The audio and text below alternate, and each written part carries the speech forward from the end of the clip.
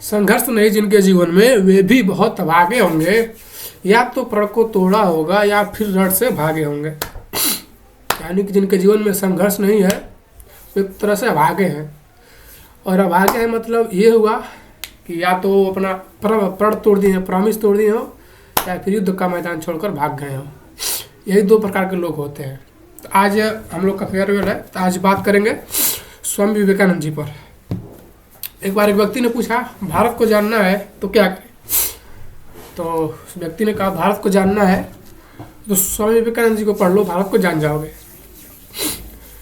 स्वामी विवेकानंद जन्म हुआ था 1863 ईस्वी में, 12 ईस्वी में। बचपन का नाम उनका नरेंद्र था, नरेंद्र। शुरू में तो जब उनका जन्म हुआ तो उनके माता पिता ने सोचा इसका नाम विश्वेश्वर रखा जाए। विश्वेश्वर से उनका नाम बिल्लू पड़ा। बिल्लू से बाद उनका नाम नरेंद्र दत्त पड़ा, नरेंद्र नाथ दत्त। अब भारत महान क्यों? क्योंकि भारत के पास कला है नरेंद्र से स्वामी बनाने की, सिद्धार्थ से गौतम बुद्ध बनाने की, महावीर से वर्धमान से महावीर बनाने की। ये केवल भारत को ही आता है। आप लोग कभी आश्चर्य नहीं होता कि जितने भी संत होते हैं वो भारत में ही क्यों पैदा होते हैं? गौतम बुद्ध हो गए, महावीर हो गए, मुख्यतः भारत के एरिया के पास ही क्यों पैदा होते हैं? क्योंकि भारत के पास एक सूत्र है ट्वाइस बार्न का। इंसान का 2 बार जन्म होता है। एक बार उसके माता पिता उसको जन्म देते हैं और दूसरी बार जन्म देता है उसका गुरु। गु मतलब अंधकार, अरु मतलब उजाला। यानी अंधकार से उजाला की तरफ चला जाए वही होता है गुरु, मतलब जो अपने आचरण से सिखाए। तो आज बहुत सारी बातें करेंगे विवेकानंद जी के बारे में, गीता के बारे में, सारी चीज़ों के बारे में।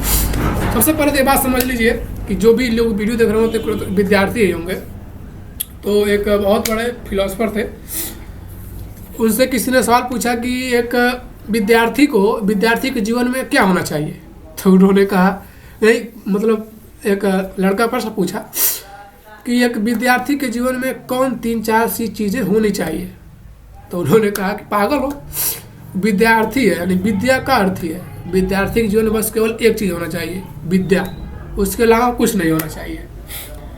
तो विद्या ही आज लेंगे, और ख़ास करके स्कूल वाली विद्या नहीं लेंगे जो रटी रटाई मिलती है। कुछ जानेंगे, कुछ सीखेंगे, कुछ समझेंगे।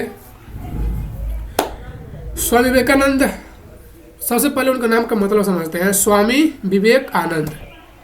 स्वामी मतलब मालिक, विवेक मतलब बुद्धि, आनंद मतलब परम आनंद। यानी कि जिसने अपने इंद्रियों को गुलाम बना लिया हो, यानी कि जो स्वामी हो किसका? अपने इंद्रियों का, हो जाता है स्वामी विवेकानंद। जिसने भी अपने इंद्रियों को गुलाम बना लिया वो स्वामी बन जाता है, सिंपल सी बात है। उनका बचपन का नाम था नरेंद्र नाथ दत्त। बड़े हुए तो मात्र 6-7 साल की उम्र में थे, तो उनके घर के बगल में एक चंपा का पेड़ रहता था। तो उस पर सब जितने भी उनके गांव के पड़ोस के बच्चे थे सब उस पर टहनी को लटक कर डेली झूलते थे सब। तो उनके जो पिता थे विश्वनाथ, उनके पिता का नाम विश्वनाथ दत्त था और उनकी माता का नाम भुवनेश्वरी देवी था। माता पिता कायस्थ परिवार से और कायस्थ परिवार एक समृद्ध परिवार था, होता है हमेशा। तो उनके घर के बगल में चंपा का पेड़ था, तो उसकी टहनी पर रोज पकड़ कर झूलते थे। तो एक दिन इनके पिताजी ने देख लिया कि झूल रहे हैं सब, किसी दिन गिर जाए सब तब।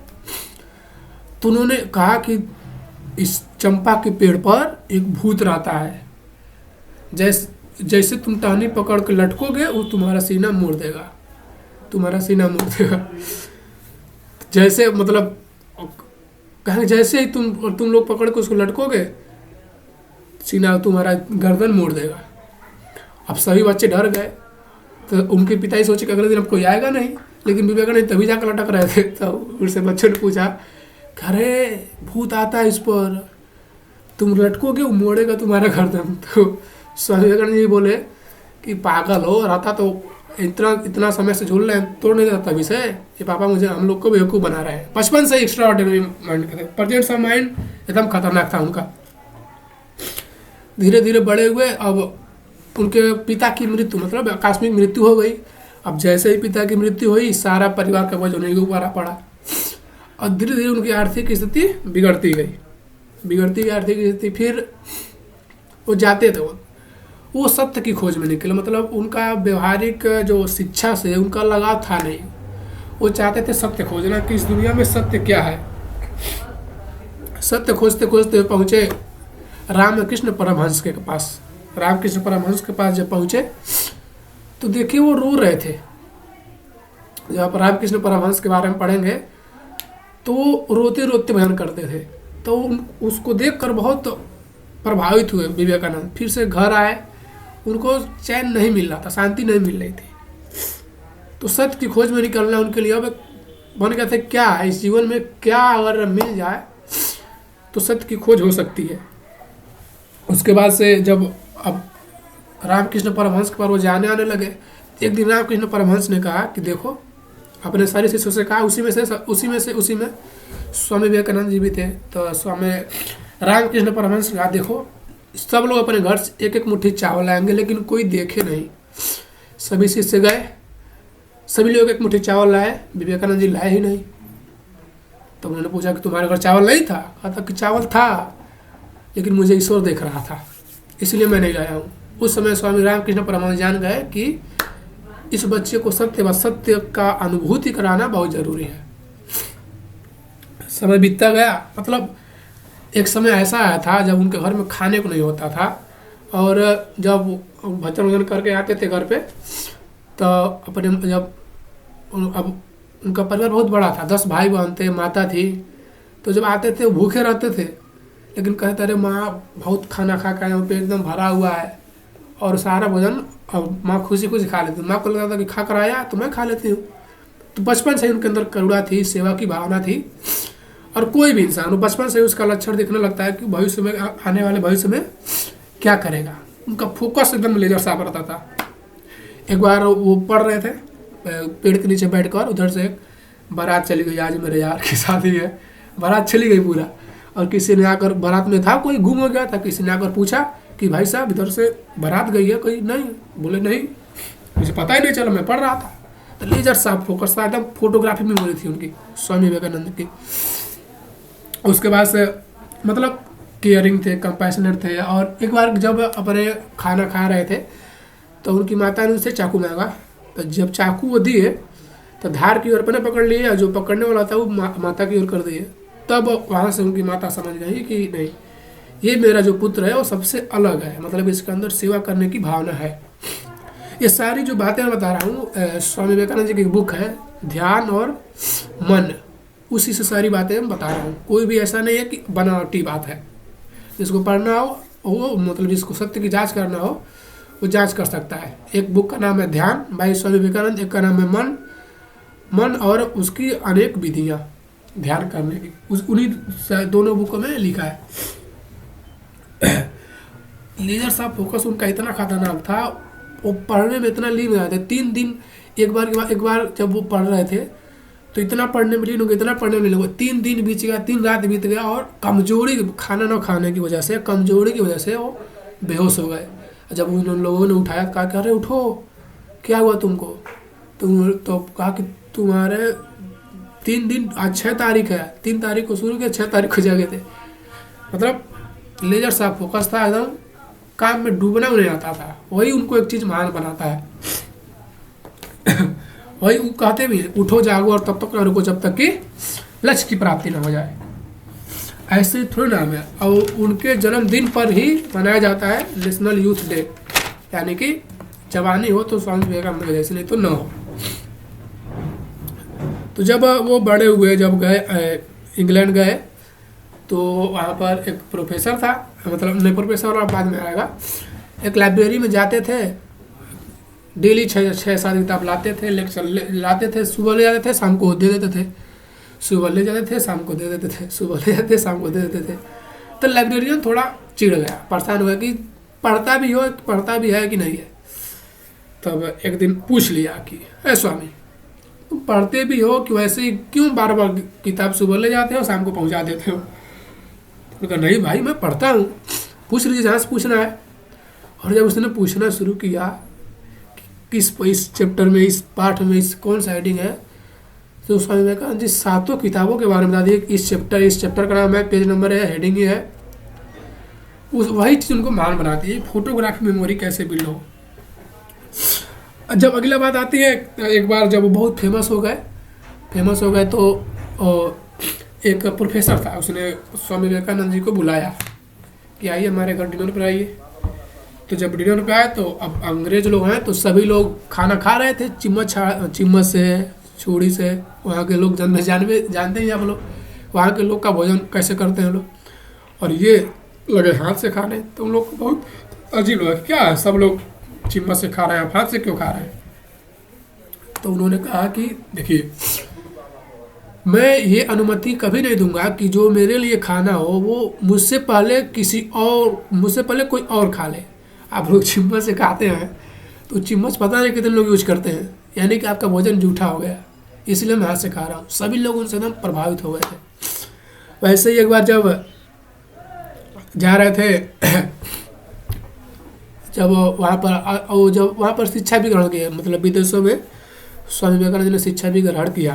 तो जब स्वामी विवेकानंद जी क्लास करने जाते थे, एक प्रोफेसर था उनसे बहुत चिढ़ता था।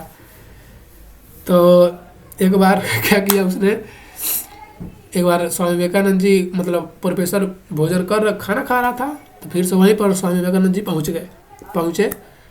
तो प्रोफेसर कहता है कि सुअर हंसों के बगल में नहीं बैठा करते। तो स्वामी विवेकानंद जी कहा ठीक है, तो मैं उड़ जाता हूँ। मतलब वो हंस हो गया, सुअर तो वही है। टिट फाट है, मतलब जैसे को तैसा उन्हें एकदम अच्छे से आता था। ऐसा नहीं कि एक गाल पर थप्पड़ मारा, दूसरे गाल पर भी थप्पड़ मार लो, एकदम कहते थे। अगर आप अपने आप को कमज़ोर मानते हो तो आप कमज़ोर हो जाओगे, और अगर आप अपने आप को शक्तिशाली मानते हो तो आप शक्तिशाली हो जाओगे। सिंपल सी बात है।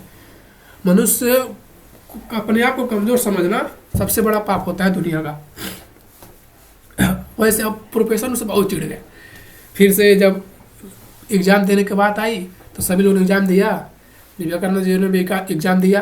तो अब सभी लोगों ने पूरा आंसर शीट भर दिया, ये भी भर दिए, जमा किए। तो जब स्वामी विवेकानंद जी की बात आई तो बिना चेक किए ही लिख दिया इडियट।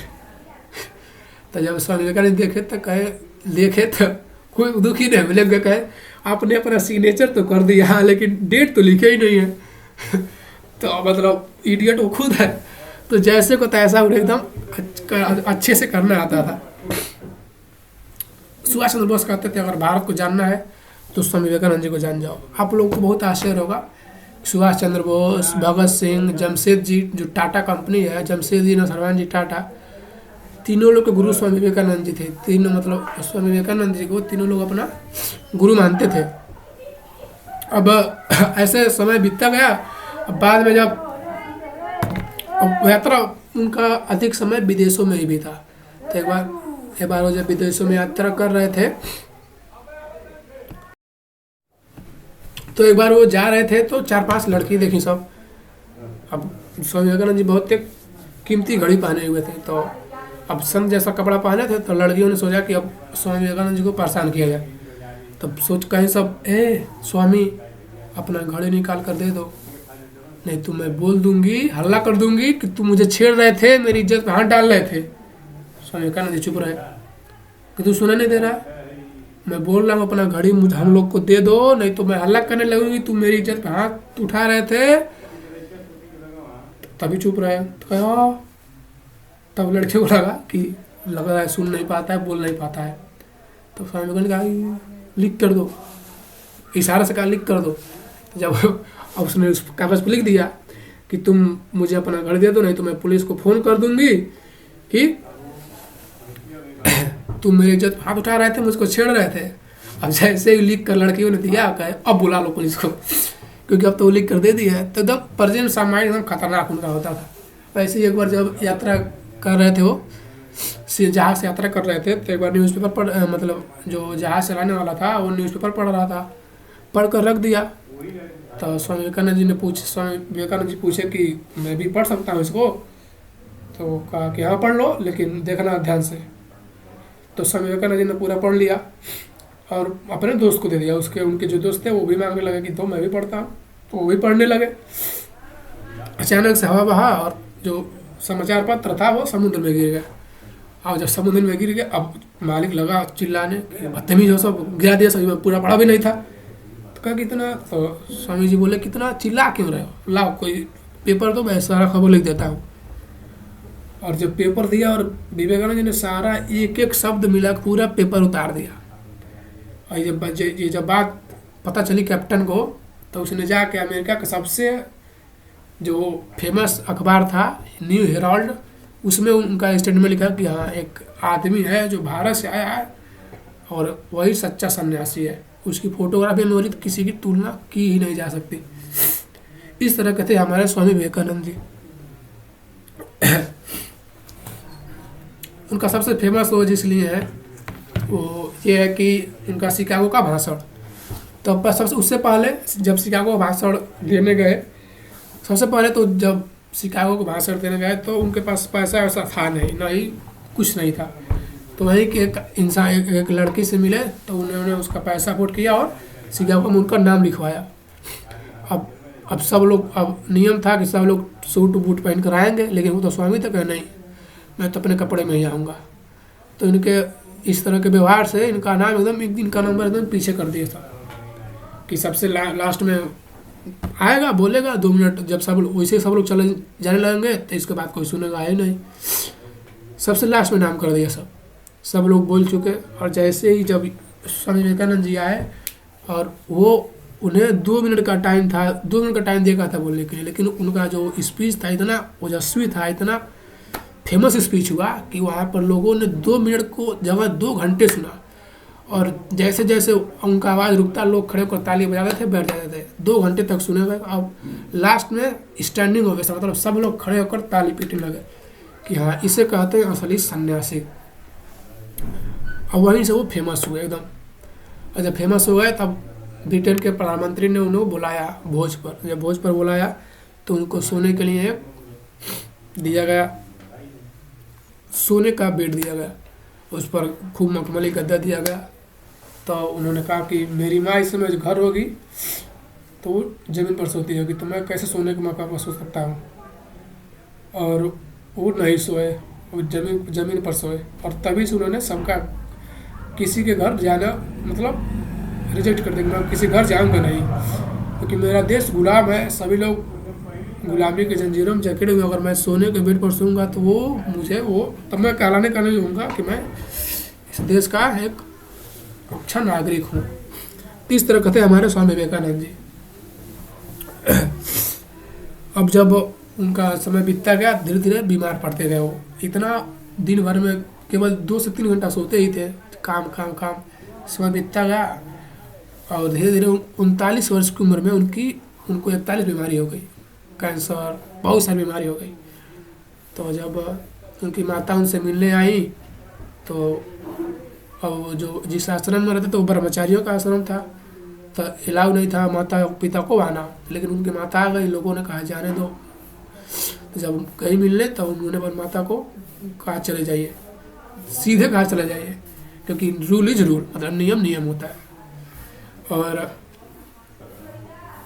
1902 ईस्वी में रात सुबह 9:02 पर वो अपने शरीर का त्याग कर दिए।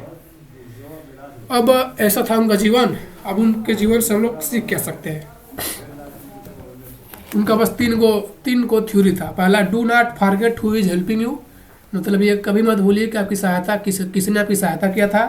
Do not hate who is loving you, जो आपको प्यार करे उससे घृणा मत कीजिए। Do not cheat who believing you, जो आप पर विश्वास करता हो उसको कभी धोखा मत दीजिए। बस उनका ये 3 कोर था।